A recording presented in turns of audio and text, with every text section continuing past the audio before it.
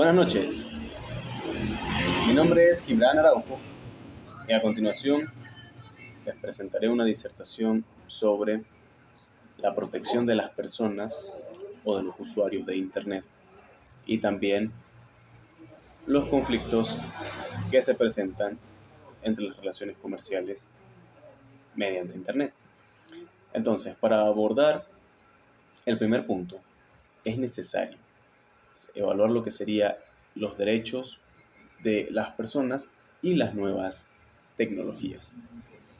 Cuando hablamos de lo que serían nuevas tecnologías, estaríamos ampliando el espectro a lo que serían eh, las redes sociales, el Internet y la llamada Web 2.0.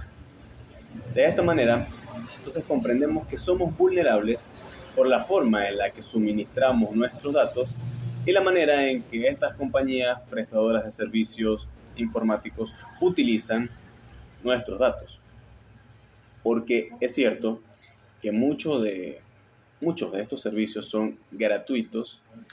Esto es una falacia de gratuidad, porque realmente pagamos con una moneda diferente al dinero, pagamos con nuestra información y ellos hacen uso libre de esa información, que puede tener diversos fines, ya sean fines económicos, fines publicitarios, fines políticos, etc. Comprendiendo esto y comprendiendo el riesgo que corresponde tener comprometidos nuestros datos ante todo este sistema de, de conexión, porque utilizamos varios servicios día a día, utilizamos correos electrónicos, utilizamos plataformas de creación de contenido, utilizamos diferentes tipos de redes sociales, es decir, nosotros utilizamos muchas herramientas que tienen nuestra información y controlan y manejan eso sin que nosotros sepamos claramente cómo lo hacen o qué destino le dan. En el rango legal, por ejemplo, la Declaración Universal de los Derechos del Hombre, en su artículo 12, establece el derecho a la protección de la ley contra tales injerencias que afectan lo que sería nuestra privacidad y nuestra intimidad. También tenemos lo que sería el artículo 8 del Convenio Europeo para la Protección de los Derechos Humanos, mediante el cual las libertades fundamentales establecen sobre el respeto de la vida privada. Es necesario también diferenciar lo que sería estos conceptos, intimidad y privacidad. La privacidad es un concepto nuevo, porque fue a partir de 2001 que la RAE la asimiló y le dio un significado, y se convirtió en parte de nuestro lenguaje, porque anteriormente, privacidad viene de una palabra anglosajona, que es privacy, y que significa exactamente lo mismo.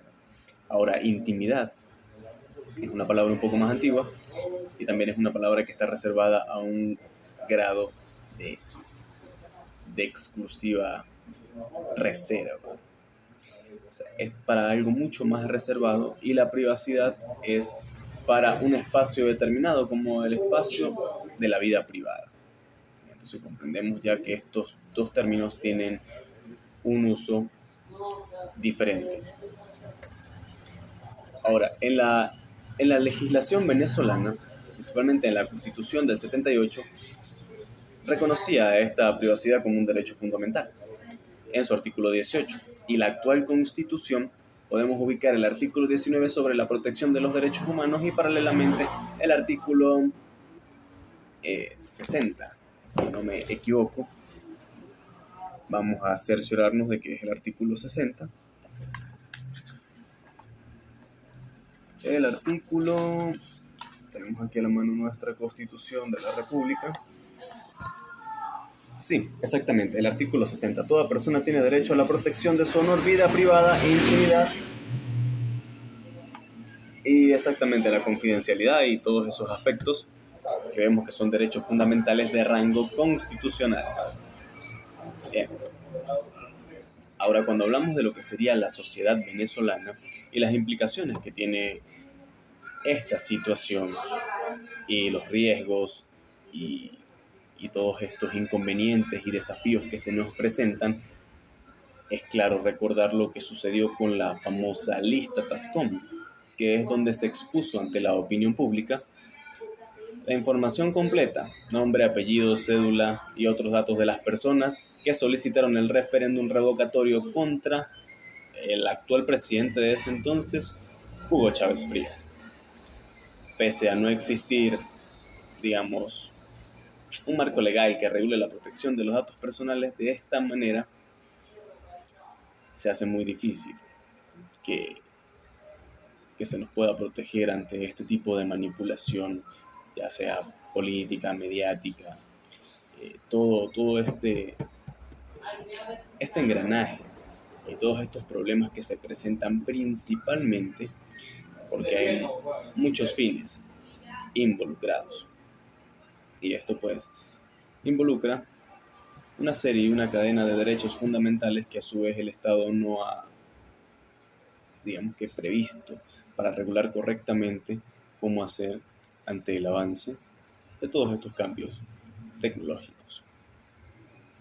Por lo menos, a todo esto se suma también que el artículo 28 de la Carta Magna señala que toda persona tiene derecho a acceder a la información sobre sí misma o sobre sus bienes que consten en registros públicos y privados. Es decir, que se hace sumamente difícil cuando compañías, digamos que de rango internacional, manejan muchos datos, entonces no tenemos a qué legislación acudir para que nos sean garantizados ciertos derechos. Entonces ahora vamos a hablar de lo que serían los problemas que se presentan eh, en las relaciones que se establecen a través del Internet.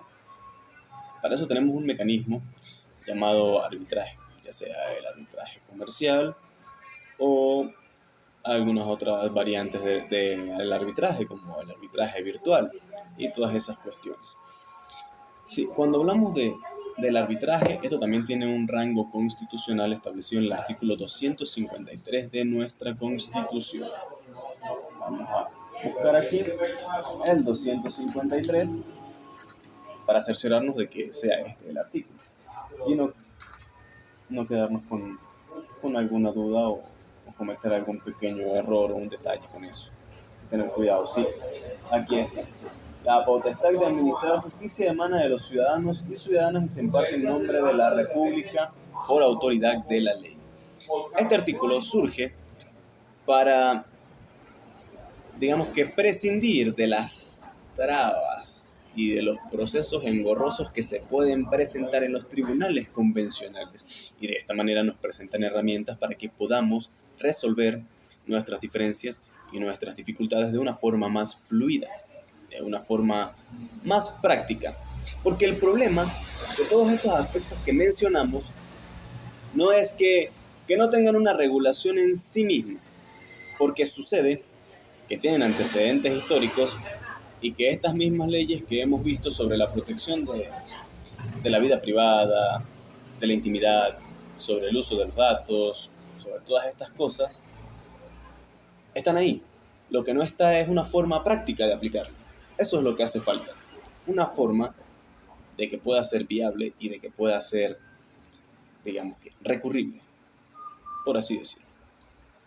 Entonces, tenemos la cuestión del arbitraje virtual, mediante el cual se define como una resolución de conflictos o solución de controversias o posibles litigios, como ya hemos mencionado. Tiene también sus ventajas e inconvenientes. Digamos que las ventajas, pues, es que es mucho más económico. Presenta también, digamos que, un proceso mucho menos engorroso.